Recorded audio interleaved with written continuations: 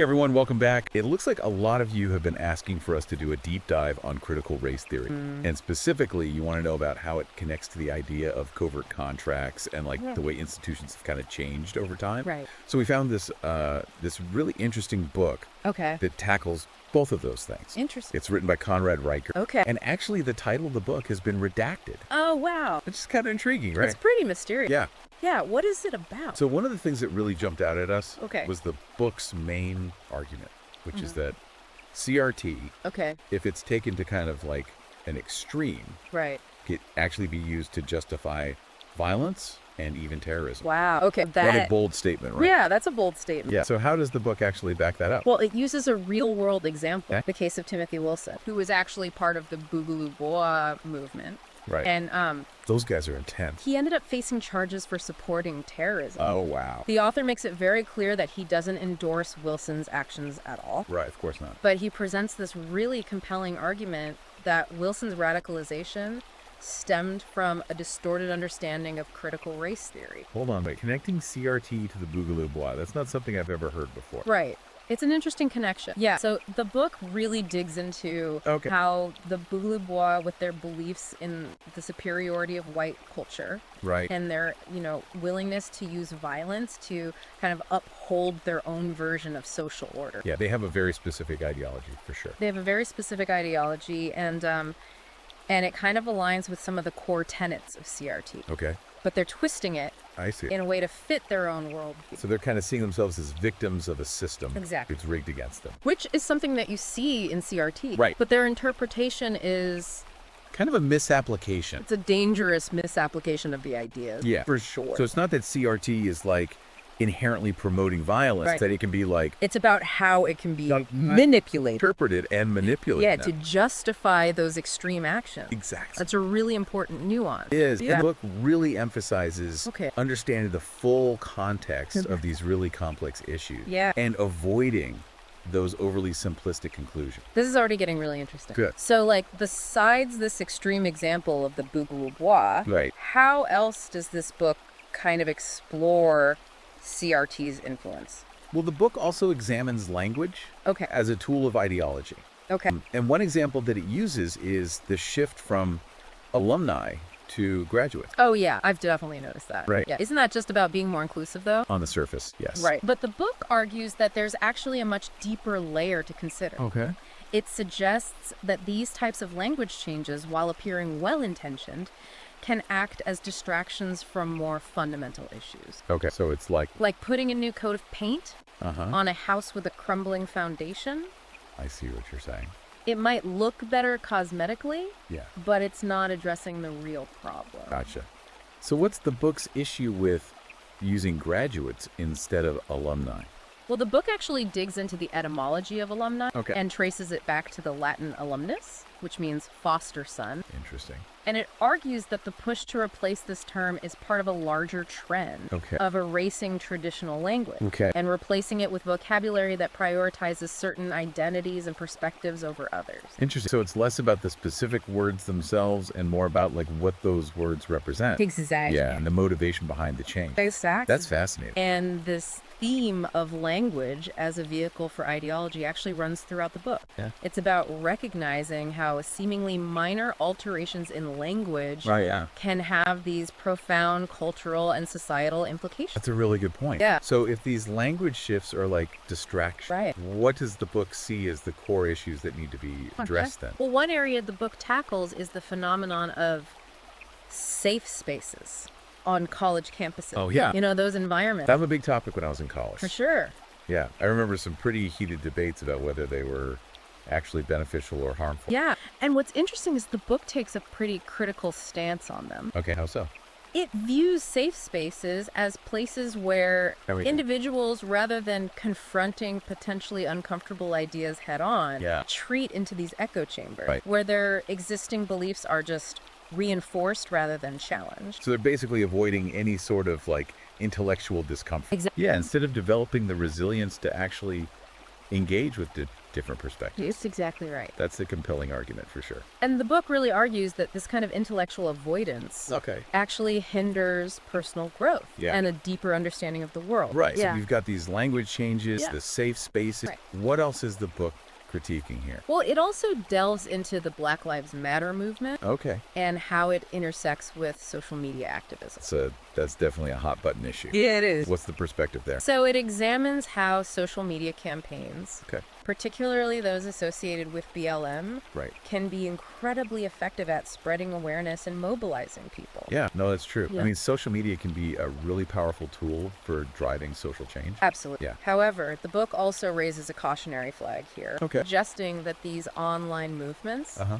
often fueled by the ideas of CRT, can sometimes be divisive Right. and contribute to polarization within society. So it's acknowledging that there's potential for both positive and negative outcomes. Exactly. Okay, so not taking a black and white stance. Exactly. It encourages a much more nuanced perspective. This book sounds like a real mind opener. So what other areas of like culture does it explore? Well, it actually takes a deep dive into how cultural institutions like museums, film, Okay. and even literature Oh, are right. increasingly being shaped by the ideas of critical race theory. And it uses examples like the movies Black Panther and Django Unchained to illustrate this point. So how do those movies connect to CRT? Well, the book acknowledges, I mean, they're both popular and critically acclaimed. right, they are. So I'm curious. But it suggests that they often present a specific narrative Okay. about race and power that aligns with the core tenets of CRT. Okay. So while these narratives can potentially raise important issues, the book argues that they can sometimes perpetuate stereotype Oh. or further entrench existing division. I see. So it's not like condemning them outright. Right. But it's more like encouraging viewers to be aware of like the underlying messages. You aware. Yeah, and to engage with them critically. Yeah, exactly. So it's about developing that media literacy Geoliteracy. Yes. and recognizing how the stories we consume can influence For sure. our perception of the world. Exactly. We've covered a lot of ground here, from language to safe spaces to social media to movie. Yeah, we have. I feel like there's a bigger picture kind of emerging from these examples. Uh-huh. Like, what's the common thread that connects all of these? Well, the book ultimately links all of these cultural and social trends to the issue of income and wealth distribution Okay. in the United States. Right. And it highlights a stark statistic. The median white household has 8 times the wealth of the median black household. Wow, that's a huge gap. It is. Yeah. So how does the book connect this to CRT then? Well, it argues that CRT interprets this wealth gap as a clear sign of systemic racism, Yep. a system designed to favor white people and disadvantage people of color. So it's not just about abstract ideas. Right. It's about the real world economic impact. Exactly. Yeah. And the book uses this really compelling anecdote to kind of bring this point to life. Okay, what is it? It tells a story of a man named George Okay. who reacts very strongly when his son's teacher explains these wealth disparities as a result of systemic racism. Oh, okay. I'm intrigued what happened. So George was really troubled by this explanation. Okay. He believed that it instilled a sense of victimhood in his son, I see. rather than empowering him to take control of his own destiny. So this is where the book starts to like challenge the solutions offered by CRT. Yes, exactly. So the book acknowledges the problem, but argues that focusing solely on systemic barriers and historical injustices can actually have the opposite effect and inadvertently foster a sense of powerlessness. So instead of looking only at like the big systemic issues, Yeah. it's saying we should also focus on individual agency. Exactly. Yeah. It advocates for approaches that emphasize personal responsibility as well. This is really getting to the heart of it. It is. What kind of alternative solutions does the book propose? One key area it explores is the concept of reparations. Reparation, that's always a really complex issue. It is very complex. Yeah, very highly debated. Yes, and the book actually traces the evolution of CRT's perspective on reparations Oh. from its initial focus on addressing economic disparity Wow. to its current, more expansive form. So how has the view on reparations kind of changed according to the book? Well, initially, the focus was mainly on economic reparations. Okay. You know, compensating for the tangible financial disadvantages Right. faced by Black Americans Yeah. due to historical injustices like slavery and segregation. So attempting to create a more level playing field economically. Exactly. However, the book argues that the concept has expanded beyond economics Okay. to encompass a broader range of social and cultural demands. I see. And it views this broadening as potentially Sure. suggesting that it can actually lead to a focus on blame and resentment. instead of like reconciliation and progress. Exactly. So the book is raising some questions about the direction that the reparations movement has taken. It is. Okay. Are there other kind of controversial areas that it explores? Yeah. One of the more provocative connections the book makes Okay. is between critical race theory and what it calls cultural Marxism. Cultural Marxism. Yes. Okay, that sounds pretty intense. It is. Yeah, what is that? So the book defines cultural Marxism as an ideology that aims to undermine traditional Western values and institutions. Okay. And it traces this back to the Frankfurt School, Okay. which was a group of intellectuals Wow. who fled Nazi Germany. And according to the book, the Frankfurt School's ideas have had a really significant influence on the development of CRT. Wow. So this book is really connecting historical movements with contemporary ideology. It is. It's really thought-provoking. Good. I'm glad you're finding it interesting. Yeah. And the book doesn't just throw around these terms. Right. It really breaks down what cultural Marxism means, Right. how it relates to the Frankfurt School, and how the book sees those ideas manifested in modern-day critical race theory. So we've covered so much. We have. This book really seems to encourage readers to like Yes. connect the dots and think critically Think critically. Absolutely. about these complex issues. Yes. Yeah. And one way it does this is by focusing on the key figures who have shaped the development of critical race theory. Okay, so who are some of the thinkers the book puts in the spotlight? Well, two figures it highlights are Derek Bell and Kimberly Crenshaw. Okay, I've heard those names before. Yeah. They're considered pretty foundational to the development of CRT. They are. Yeah. And the book acknowledges their intellectual contributions to the field. Okay. But it also offers a critical analysis of their ideas, arguing that some of those ideas have had a negative impact on our understanding of race and society. So it's not just like a celebratory biography or anything? No, it's not. It's Okay. a more nuanced examination Yeah. of their legacy and their influence. This is fascinating. Good. My mind is already like buzzing. I know there's a lot to unpack. Yeah, with all this information. Yeah. Can't wait to dive even deeper in the next part of our deep dive. Me too. We have a lot more to cover. If we do. We were just talking about Derek Bell and Kimberly Crenshaw. Yeah. You know how the book really analyzes their contributions to critical race theory? Right. So now I think it'd be interesting to kind of shift gears a bit and explore how the book connects CRT to another really powerful force in our culture. Okay. Social media activism. Oh, yeah. That's a great transition because we were talking about BLM's presence online earlier. Exactly. Yeah, so I'm really interested to hear how the book sees this connection. Well, the book argues that there's a direct link Okay. between CRT and this surge in race-based social media campaigns that we see today. Okay. It suggests that CRT actually provides the intellectual framework for these campaigns, shaping the language, the narratives, even the specific demands that circulate online.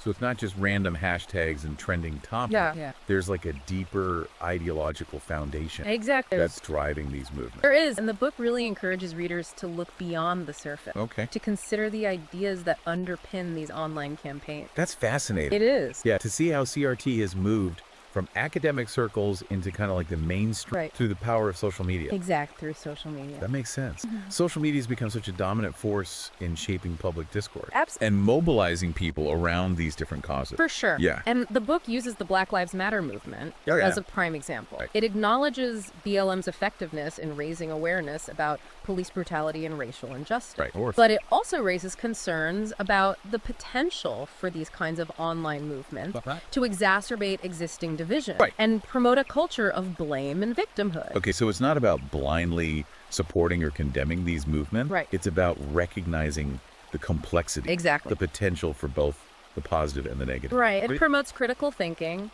and encourages readers to avoid those simplistic narratives. Emphasizes the importance of looking at the data, considering different perspectives, and not just accepting everything we see on social media as absolute truth. That's a great point. We all need to be more discerning consumers of information, especially online. Absolutely. So what other areas of culture does this book kind of explore through the lens of CRT?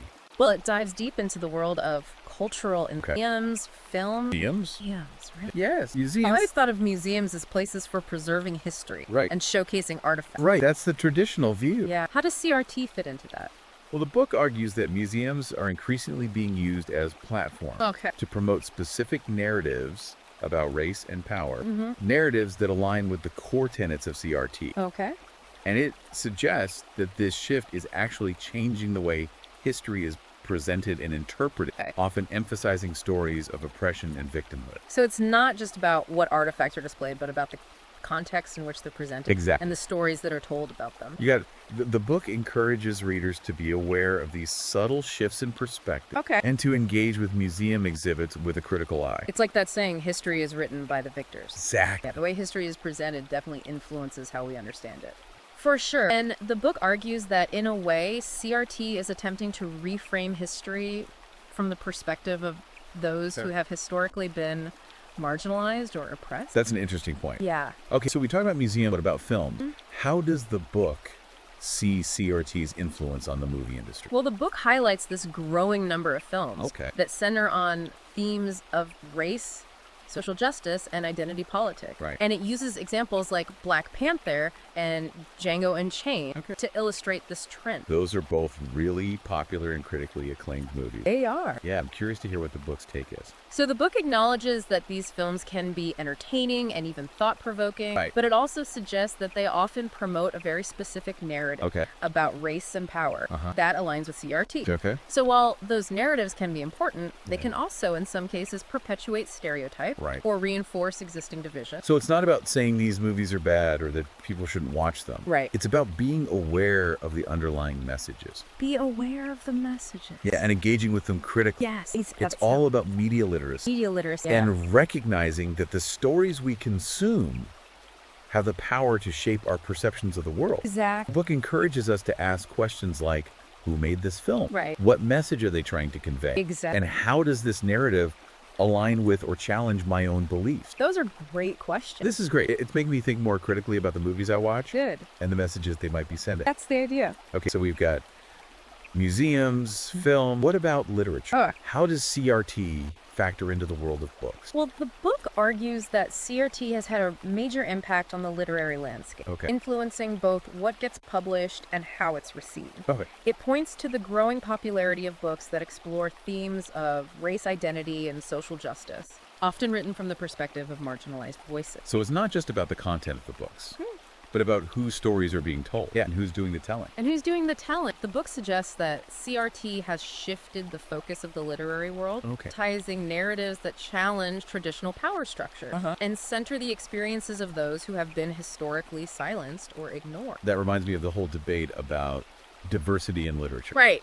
Yeah, and the push for more representation of authors and characters from different backgrounds. Exactly. That's a big part of it. And the book acknowledges the importance of diversity and representation. But it also raises concerns that this emphasis on identity can sometimes overshadow other important aspects of literature. Like what? Like craftsmanship storytelling, exploring universal themes. So it's not saying that books by authors of color are inherently good or bad. Right. It's about evaluating them based on their merit as literature. Exactly. Just like any other book. Exactly. The book encourages a more nuanced approach to literature, taking into account the author's background and perspective, but also judging the work on its artistic and its ability to connect with readers on a deeper level.